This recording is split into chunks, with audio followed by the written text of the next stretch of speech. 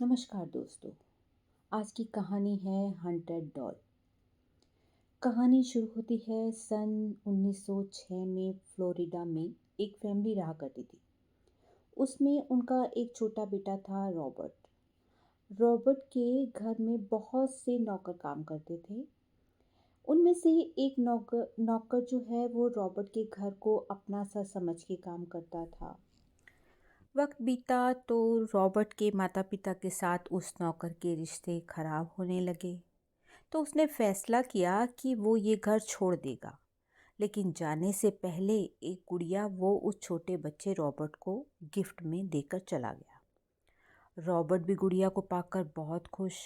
वो गुड़िया के साथ खेलता, अपने कमरे में उसे रखता, अपने बेड पर उसे रखता, अपनी डाइनिंग टेबल पर उस गुड़िया को साथ बिठाकर खाना खिलाता।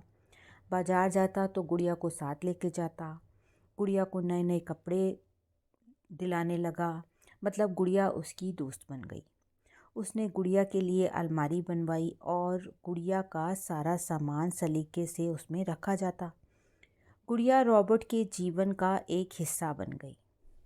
लेकिन फिर ऐसा होने लगा कि रात को सारा सामान ढंग से रखा जाता, लेकिन जब सुबह रॉबर्ट के माता पिता कमरे में आए तो देखा सारा सामान बिखरा हुआ। रॉबर्ट से पूछा तो रॉबर्ट ने कहा, मैं तो सो गया था, मैंने कुछ भी नहीं किया। माँ बाप भी रॉबर्ट को समझाकर चुप हो गए कि आगे से ऐसा मत करना।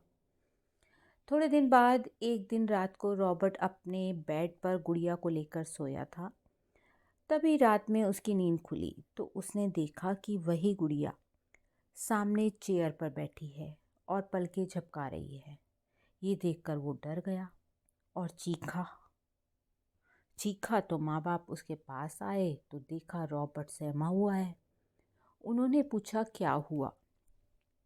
तो रॉबर्ट ने बताया कि ये गुड़िया मुझे घूर रही है और इसकी पलकें झपक रही हैं। माँ बाप ने देखा कि सारा कमरा फैला हुआ है। तब माँ बाप ने रॉबर्ट से पूछा कि ये तुमने किया है। रॉबर्ट ने कहा, मैंने नहीं किया। फिर माँ बाप ने सोचा कि कोई सपना देखा होगा और उसे सुला दिया। अब दूसरे दिन फिर रॉबर्ट देखता है कि गुड़िया चल रही है और वो सामान उठाकर फेंक रही है। वो फिर डर जाता है और चीखता है। अब फिर मम्मी पापा आते हैं, उससे पूछते हैं क्या हुआ, तो वो बताता है कि ये सामान ये डॉल फेंक रही है। उसके माँ बाप ने सोचा बच्चा अपनी गलती के लिए उस डॉल पर इल्ज़ाम लगा रहा है ताकि वो बच जाए। खैर, फिर माँ बाप उसे समझाकर शांत कर देते हैं। फिर अगले दिन फिर से गुड़िया कुछ ऐसा करती है, लेकिन इस बार रॉबर्ट उससे डरता नहीं है, बल्कि वो गुड़िया से बातें करने लगता है और उसे अपना दोस्त मानने लगा। थोड़े टाइम में माँ बाप को भी ऐसा लगने लगा कि ये गुड़िया से बातें कर रहा है, लेकिन जैसे ही वो कमरे में आते सब चुप। फिर उन्होंने एक नॉर्मल सी बात समझकर कि ऐसा बच्चे अक्सर करते हैं अपने टॉयज़ के साथ कि उन्हें से बात करने लगते हैं, उन्हें अपना समझने लगते हैं, ये सोचकर इग्नोर किया। लेकिन ये चीज़ें बढ़ती गई। लगातार गुड़िया से बातें करने लगा रॉबर्ट। फिर उन्हें रॉबर्ट के कमरे से अजीब अजीब आवाज़ें आने लगी। लेकिन जैसे ही माँ बाप कमरे में जाते तो रॉबर्ट और गुड़िया आमने सामने, कमरे का सामान बिखरा हुआ। उन्होंने रॉबर्ट से पूछा तो रॉबर्ट फिर से मना कर देता कि ये सामान मैंने नहीं बिखेरा, मैंने नहीं तोड़ा।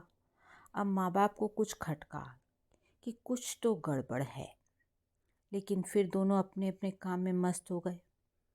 अब क्या हुआ कि रॉबर्ट अपनी गुड़िया को कई बार खिड़की पर रख देता था, तो उनके पड़ोसियों ने भी कुछ अजीब अजीब आवाज़ें सुनी। ये आवाज़ें ना रॉबर्ट की थी और ना ही किसी मेड या नौकर की थी। अब पड़ोसियों ने शिकायत करनी शुरू की। तो जिस पड़ोसी ने भी ये शिकायत की कि यहाँ आपकी गुड़िया की आवाज़ आती है, तो उसके घर का सामान टूटने लगा, चीज़ें इधर उधर होने लगी। कुछ लोगों का शक गुड़िया पर गया, लेकिन एक बेजान गुड़िया ये कैसे कर सकती है। जो पड़ोसी गुड़िया की शिकायत करता उसकी घर की चीज़ें टूटने लगती, बिखरने लगती।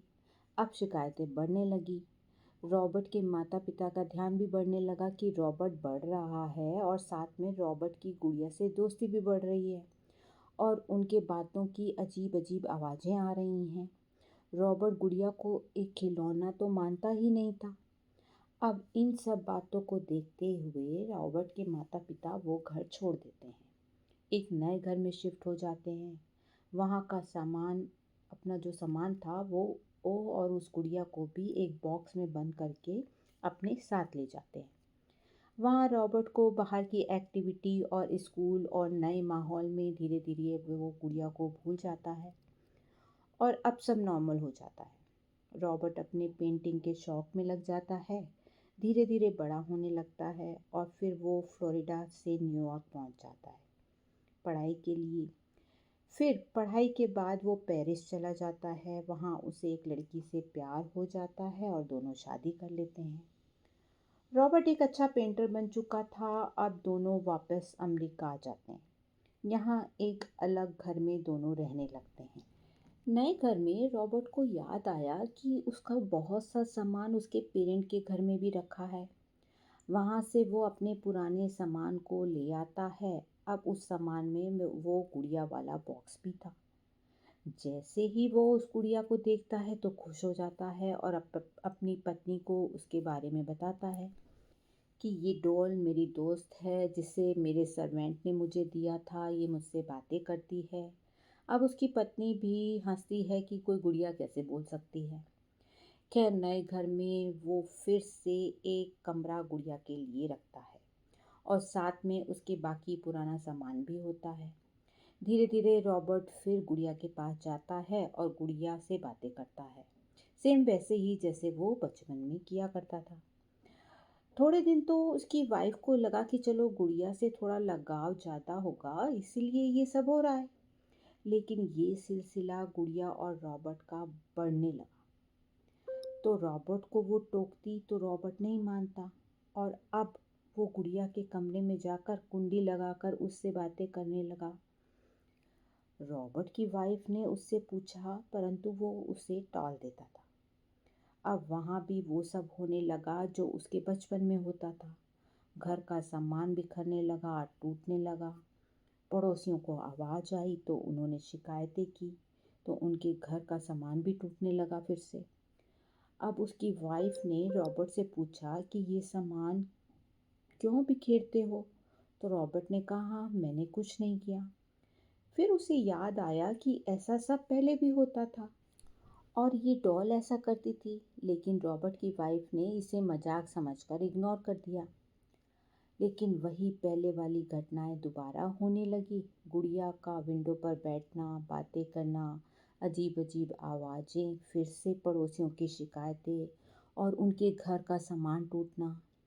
रॉबर्ट तो खामोश हो जाता है, लेकिन घर में झगड़े बढ़ जाते हैं।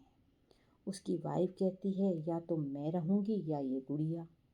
तो फिर रॉबर्ट ये फैसला लेता है कि इस गुड़िया को छोड़ देता हूँ। और इसी दौरान 1974 में रॉबर्ट की डेथ हो जाती है।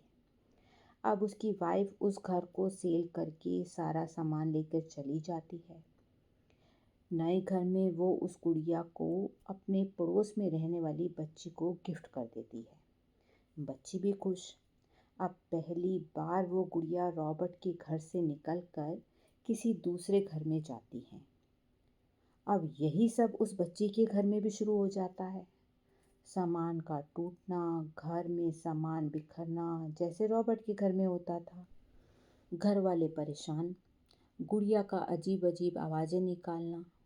तो फिर वो वापस रॉबर्ट की वाइफ के पास गए और रॉबर्ट की वाइफ ने उन्हें बताया कि ये गुड़िया उनके पति रॉबर्ट को उनके सर्वेंट ने दी थी और मैंने ये सब बातें गुड़िया के बारे में पहले भी सुन चुकी हूँ।